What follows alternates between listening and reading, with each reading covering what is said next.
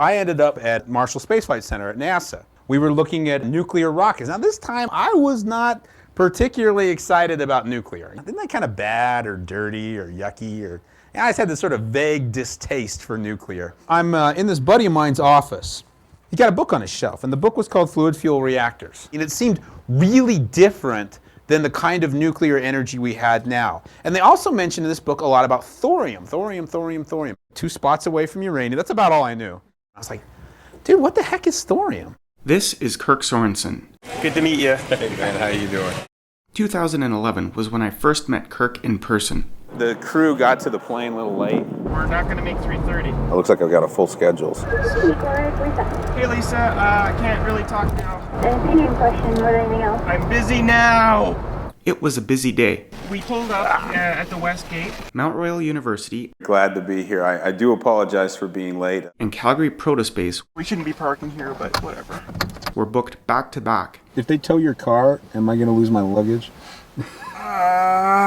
And the next day, he'd be speaking at TEDx YYC. Why the mad rush? For 2 years, I'd been wanting to bounce Kirk's message off a wider audience. Our policy is very simple to understand, no nuclear. Is there more nuance demanded there? Concerns about nuclear energy can be addressed with future technologies. To help me determine if thorium was really a viable energy solution. If it's as safe as it sounds, what's preventing the North American governments from actually creating a reactor? What's the scary thing about it? I'd first heard about thorium, molten salt reactors, and LIFTR in 2009, I'm very excited to be here today at Google. having stumbled upon a series of Google Tech Talks. If we have less to dispose of, that's a big advantage. If there is any kind of major spill, et cetera, it just solidifies. We come to give this information out freely, the use of thorium as an energy source. It was really hard to believe that any viable source of energy could remain untapped for so long. I'm offering you to drill on one of the great undeveloped fields of Little Boston. Those areas have been drilled. Oh, they haven't. My straw reaches across the room. We're pretty inventive when it comes to harvesting energy. I drink your milkshake. I drink it up! We're willing to take some pretty big risks. But are we overlooking the obvious?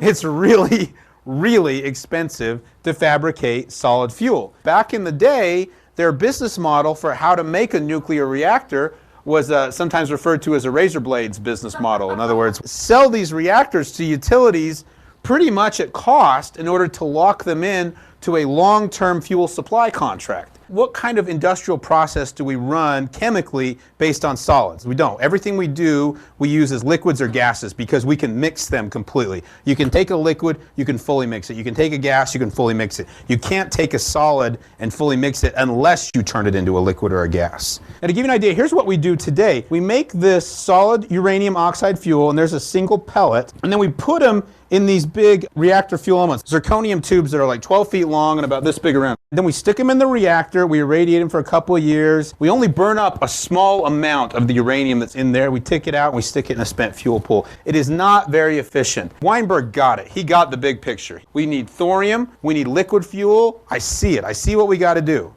1979, Steve Jobs visits Xerox PARC and sees something both revolutionary and completely obvious.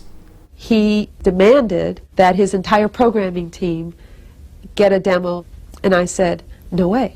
They were about to give away the kitchen sink. Xerox could have owned the entire computer industry today. Could have been the Microsoft of the 90s.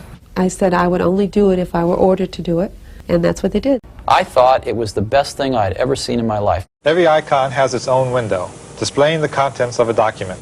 The screen approximates the appearance of a printed page.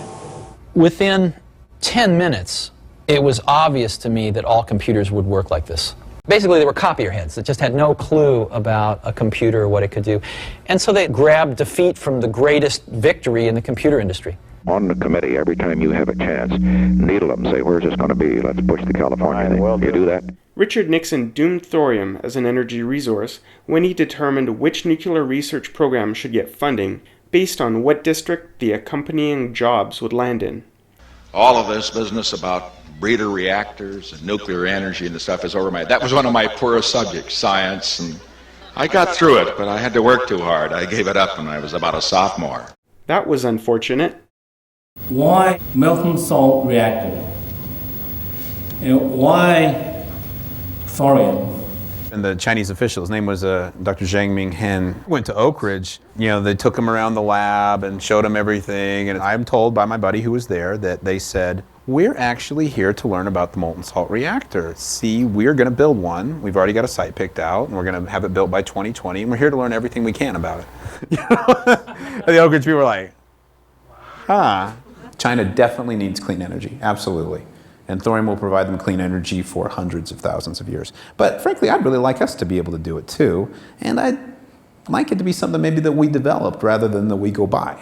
I mean, we were working on this stuff a long time ago. We made great progress on it. Until late 2011, Kirk Sorensen had hoped someone else would take the concepts investigated at Ornell's molten salt reactor experiment. Okay, Gordon, there you go, nail it. I've modeled this shape neutronically. And see them through to commercialization. He was beginning to spend more and more and more time mostly educating. This stuff, this is laws of physics stuff. I didn't invent it. All I do is promote it. He got a phone call from a stranger and spent probably 45 minutes on the phone really being patient with the specifics and tapping of my watch.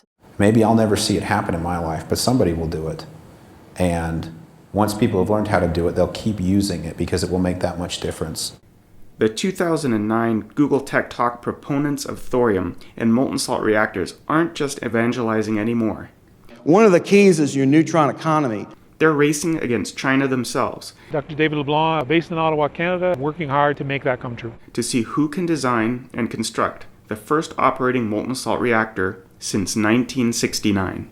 The bug was put in my ear to think about a new company. Are you serious? I mean, that just sounds crazy. And he says, I don't see any other way to do it.